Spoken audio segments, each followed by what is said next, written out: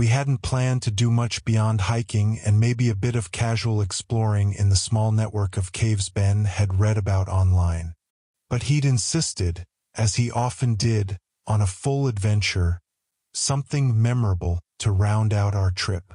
The rest of us had gone along with it, half joking about his hobby of dragging friends into nature's death traps. It was all in good fun, but I had a gnawing feeling that maybe this time I should have trusted my gut. It started simple enough.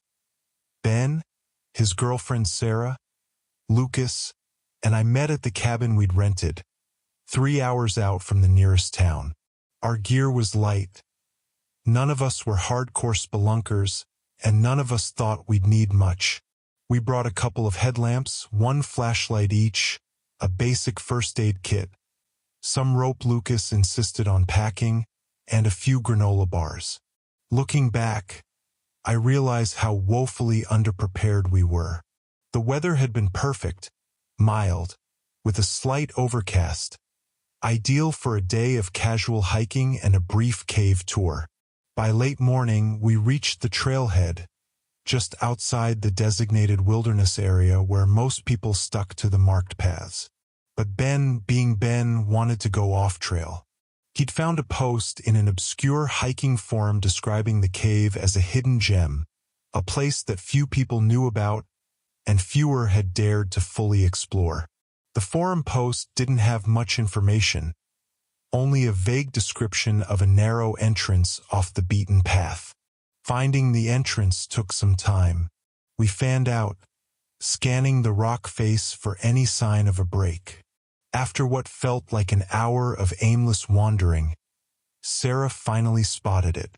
The opening was barely a slit in the earth, hidden behind a thicket of brush and scraggly trees, just wide enough to slip through sideways. From the outside, it looked like little more than a crack, a shallow recess in the rock. But as we peered closer, we saw that it went deeper, disappearing into shadow. "Look at this place," Ben said, grinning. "It's perfect." Sarah raised an eyebrow but was smiling, too. "Yeah, perfect for bats. Or bears." Lucas laughed, rolling his eyes. "Or for getting lost in." "We're not actually going all the way in, are we?" Ben waved a dismissive hand. "Come on. It's just a little cave. We'll check it out, see what's inside." Nothing crazy. Despite my unease, I didn't voice my reluctance. I didn't want to be the one to back out, not when everyone else seemed excited. So we donned our headlamps and single-filed into the cave, with Lucas leading the way, then Sarah, me, and Ben taking up the rear. The first few steps felt harmless. The ground was soft, covered in a fine layer of dirt and debris, and the air was cool, carrying that faintly damp smell of earth and stone. As we moved deeper, the entrance faded behind us, the natural light dimming until all we had were the beams of our headlamps, cutting narrow paths through the darkness. The passageway twisted and narrowed in places, forcing us to stoop or step sideways to avoid scraping against the rough stone walls. Occasionally, we'd hear the trickle of water somewhere off to the side, or the distant rustle of small creatures. Bats, most likely, though we hadn't seen any yet. Just the faint echoes and the weight of the silence pressing down on us. After about 30 minutes, we found ourselves in the first chamber.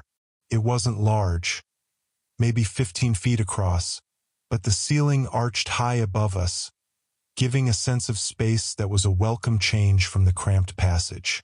Stalactites dripped from above, creating a delicate web of mineral formations that looked eerie in the pale, filtered light of our headlamps. The ground was uneven, littered with stones and patches of damp moss. Ben was thrilled, shining his flashlight around like a kid on Christmas morning. "See? This is incredible," he said, his voice echoing softly against the walls. "I bet nobody's been here in years." Lucas, ever practical, checked his watch.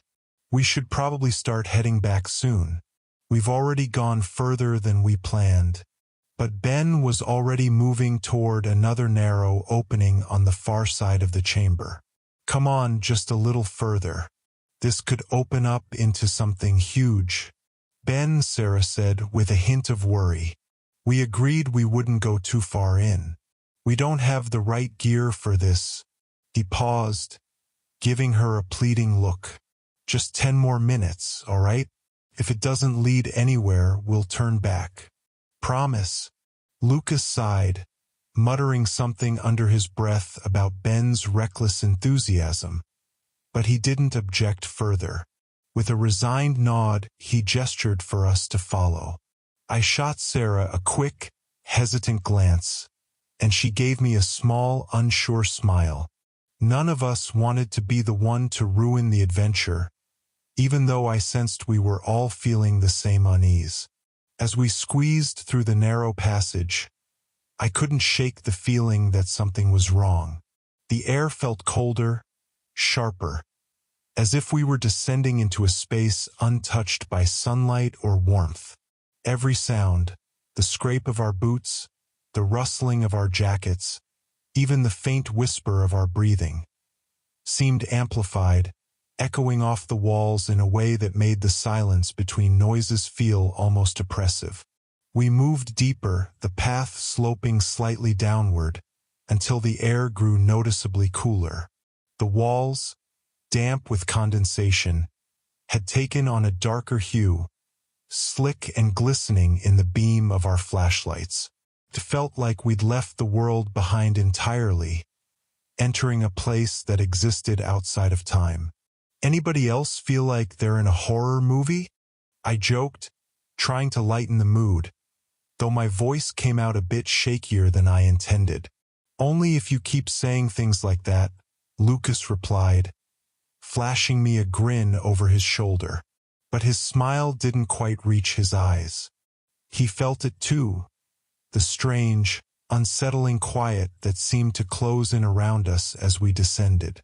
The passage led us into another, larger chamber, and this one was different. It had the same jagged stalactites, the same uneven floor, but it felt wrong somehow. The walls were covered in a thin film of something slimy, a sickly greenish hue that reflected back at us in patches of our light. The air was thick, heavy, and smelled faintly of something rotten, like wet earth and decay. Ben moved toward the center of the chamber, shining his flashlight around. Look at this place, he whispered, almost reverently. It's like something out of a dream, or a nightmare, I thought, but didn't say out loud. I stayed close to Sarah, who looked just as uneasy as I felt. Lucas had his head tilted, as if listening for something, and his brow furrowed. Do you hear that? He asked, his voice low. We all froze, straining to listen. At first, I didn't hear anything, just the quiet hum of silence. But then, faint and distant, came a soft rhythmic sound, like a slow, steady drip of water. It wasn't unusual in caves, but there was something unsettling about it, a consistency that felt almost deliberate. Probably just water dripping somewhere, Ben said, but his voice was hushed. Yeah, but where? Sarah whispered. We swept our lights around, but the chamber was empty. No sign of any water, no streams or pools, just that low, steady dripping echoing through the stone. Lucas shifted uncomfortably, glancing back toward the passage we'd come through. Maybe it's time to head back. We've seen enough. For once, Ben didn't argue. He nodded, looking around one last time before gesturing for us to follow him. I couldn't help but feel a wave of relief. We started back the way we came, but as we approached the entrance of the chamber, Lucas paused. Hold on, he said, his voice tense. Was this always this narrow? We all stopped, staring at the passage. It looked different, tighter somehow. I could have sworn it had been wider on our way in, but now it was barely wide enough to squeeze through. We stared at the passage in uneasy silence, the weight of an unspoken question hanging between us. I glanced at Lucas, who was closest to the entrance, his light tracing the edges of the narrow opening. There was no way we could all be imagining it. This passage had definitely been wider when we'd entered. Ben forced a chuckle, though it sounded hollow. Guess we didn't pay close enough attention. Maybe it just seems tighter because we're all a little on edge. Yeah, maybe, Sarah murmured, but I could see her eyes darting around, like she was searching for some other explanation. We hesitated for a moment longer before Lucas finally squeezed himself sideways into the passage, taking the lead. We followed, one by one, our bodies pressing uncomfortably against the rough stone walls. The air felt different now, stifling, almost as if the walls were closing in around us with each step. I tried to shake off the feeling, focusing on Lucas's back just ahead, reminding myself that it was just my mind playing tricks. The rhythmic dripping sound was still echoing through the cave, and I couldn't shake the feeling that it was growing louder, closer. It filled the silence between our movements, a relentless, haunting beat that seemed to pulse with the rhythm of my own quickening heartbeat. I didn't dare mention it to the others. Maybe it was just in my head. We moved slowly, the passage twisting and sloping downwards. Every turn seemed to lead us deeper into the earth, the walls pressing closer with each step. I could feel the panic creeping in, tightening around my chest, but I kept my mouth shut. The last thing we needed was for everyone to freak out. After what felt like hours, we reached an intersection, a fork, with two passages branching off in opposite directions. Lucas stopped, raising his flashlight to shine down each one. Both paths looked identical, stretching into the darkness with no clear indication of where they might lead. "Which way did we come from?" he asked, his voice barely above a whisper. Ben stepped forward, squinting at the two tunnels. "It was left. Definitely left." "Are you sure?" Sarah asked, her voice tight with doubt. "It doesn't look the same. It has to be left," Ben insisted, though I noticed his eyes darting nervously between the two passages. He sounded more like he was trying to convince himself than us. Lucas looked at me and Sarah, searching our faces for reassurance, but we were just as uncertain. I tried to think back, to remember any detail that might help us figure it out, but everything felt like a blur. The cave had twisted and turned so many times that I'd lost all sense of direction. "We don't have time to stand here debating," Lucas said finally, his voice strained. "We need to pick a path and move. We'll go left. If it's wrong, we'll backtrack." Reluctantly, we all agreed, and Lucas led the way down the left passage. The tunnel was even narrower than the one before, forcing us to walk hunched over, our shoulders scraping against the damp stone walls. The air was colder, tinged with a faint, metallic scent that made my skin prickle. After about 10 minutes, the passage opened up into another chamber. My heart sank the moment I stepped inside, realizing it was different from the ones we'd passed on our way in. This chamber was larger, with a low ceiling that seemed to press down on us, amplifying the steady drip, drip, drip that now sounded almost deafening. Ben cursed under his breath, shining his flashlight around the chamber in frustration. This wasn't here before. We didn't come this way." "No kidding," Lucas muttered, rubbing the back of his neck. I could see the strain on his face, the edges of his calm demeanor starting to fray. Sarah hugged her arms close to her body, looking around with wide eyes. How could we be lost already? We barely went in." Lucas let out a long, slow breath. "These caves can be disorienting. It's easy to get turned around, especially when you don't have a clear map. But we haven't gone that far in," I argued, my voice shaking. "We should have been able to get back by now." Ben stepped forward, his expression hardening. "Look, we're not lost. We just made a wrong turn, that's all. We'll go back to the fork and take the right path." Nobody argued. We all wanted to believe it was that simple, that we could just backtrack and everything would be fine. But as we turned back, retracing our steps through the narrow passage, I couldn't shake the feeling that something was wrong, like we were going in circles, or walking deeper into the cave rather than out. When we reached the fork again, I felt a flicker of relief, even if the intersection looked slightly different, somehow. The walls seemed closer, the air heavier, but I told myself it was just my mind playing tricks. Lucas glanced at us, his face pale in the harsh light of our headlamps. All right, we're taking the right path this time. One by one, we filed into the right passage, moving slowly, cautiously. This tunnel was narrower than the last, with walls that seemed to lean inward, forcing us to stoop lower with each step. The dripping sound followed us, echoing in the silence, louder than ever.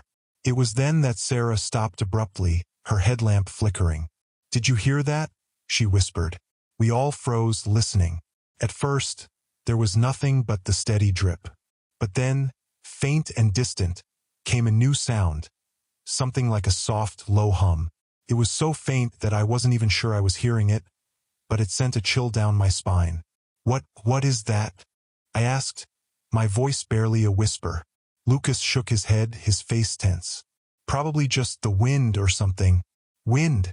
Sarah asked, her voice shaky. "We're deep in a cave. There shouldn't be any wind down here." Ben forced a smile, though it looked more like a grimace. "Maybe it's just air currents moving through the tunnels. It's normal in caves." None of us believed him. The sound was too strange, too deliberate. It wasn't just a hum. There was a faint rhythm to it, like a low, mournful song echoing through the stone. I tried to push the thought away, but the feeling of dread only grew stronger with each step. The tunnel twisted sharply, sloping downward at an angle that made it hard to keep our balance. I stumbled, catching myself against the wall, my hands scraping against something cold and slimy. I pulled back, wiping my hand on my pants, but the sensation lingered, a sticky residue clinging to my skin. "Are we even going the right way?" Sarah asked, her voice laced with desperation. "This doesn't feel right." Lucas didn't respond. His jaw was set, his eyes fixed on the path ahead, but I could see the doubt flickering in his expression.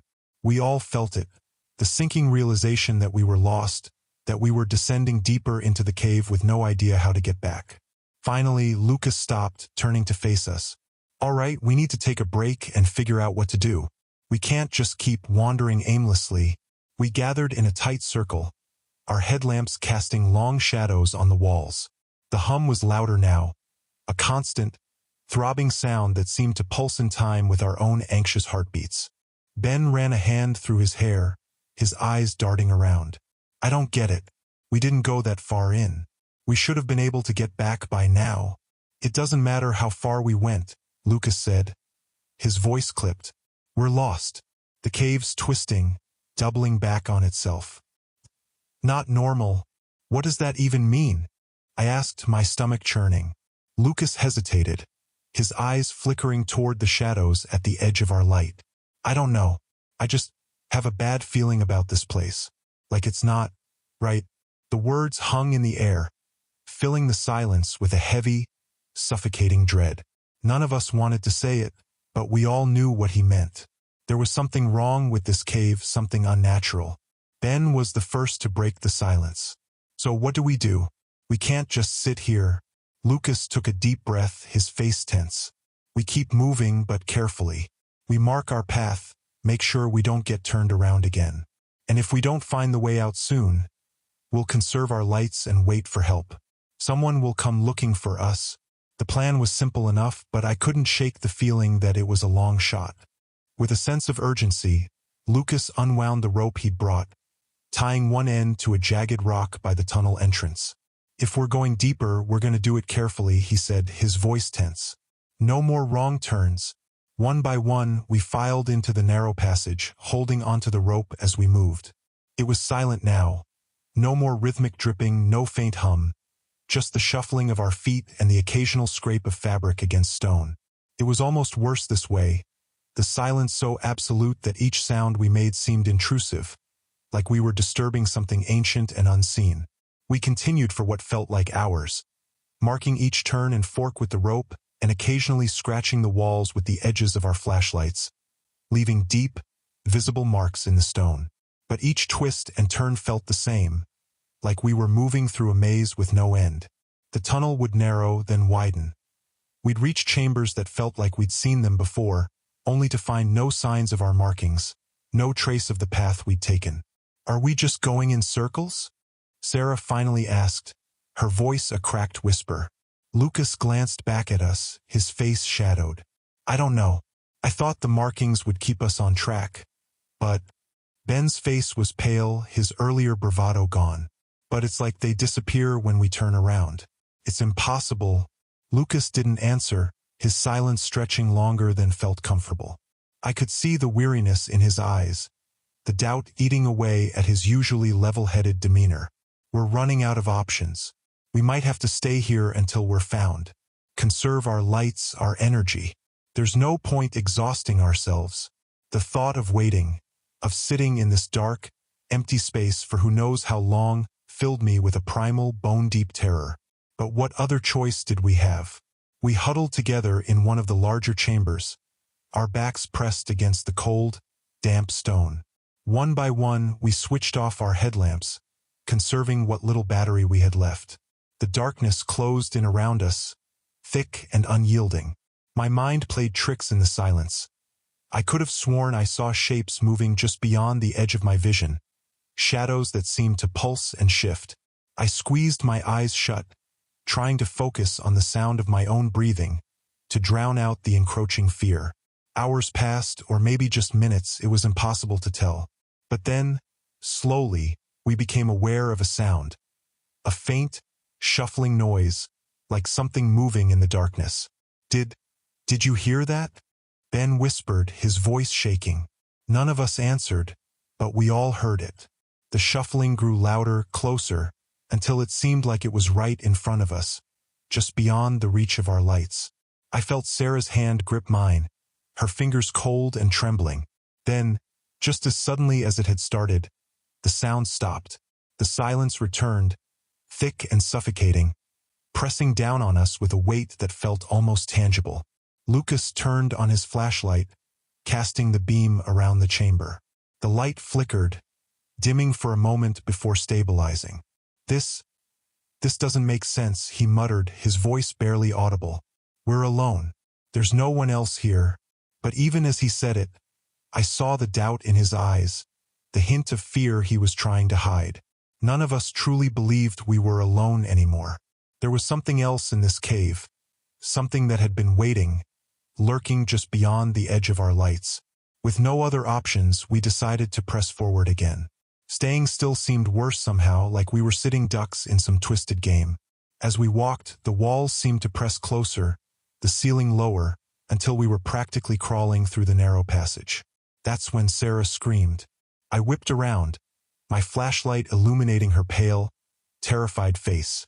She was pointing at the wall beside her, her hand trembling. And then I saw it. Scratched into the stone, faint but unmistakable, were words. Turn back. Lucas's face went white. Who would leave that? Maybe someone else who got lost down here, Ben muttered. But his voice was hollow, his confidence shattered.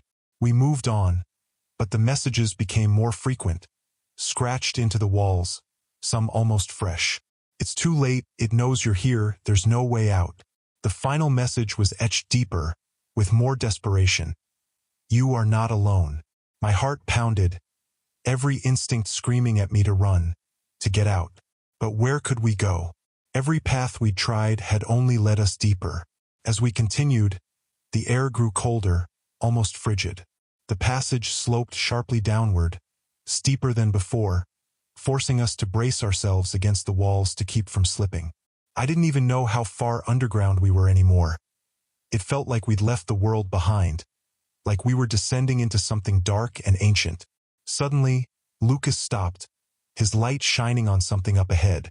It was a figure, a shadowy shape slumped against the wall, partially hidden in the darkness. My stomach dropped as we moved closer, illuminating it with our flashlights. It was a body, a man's body, skeletal and withered, his clothes ragged and torn. His fingers were bloody, worn down to the bone, as if he'd been clawing at the stone walls, trying to escape. Beside him was a rusted flashlight, long dead, and a notebook, the pages brittle and yellowed with age. Ben picked up the notebook, his hands shaking as he flipped through the pages. They were filled with frantic scrawls, words overlapping in places, barely legible. But one phrase appeared over and over, scratched deeper than the rest. The cave is alive. Sarah took a shaky step back, her face pale. What does that mean? Lucas swallowed hard, his eyes fixed on the body. It means, we're not getting out of here.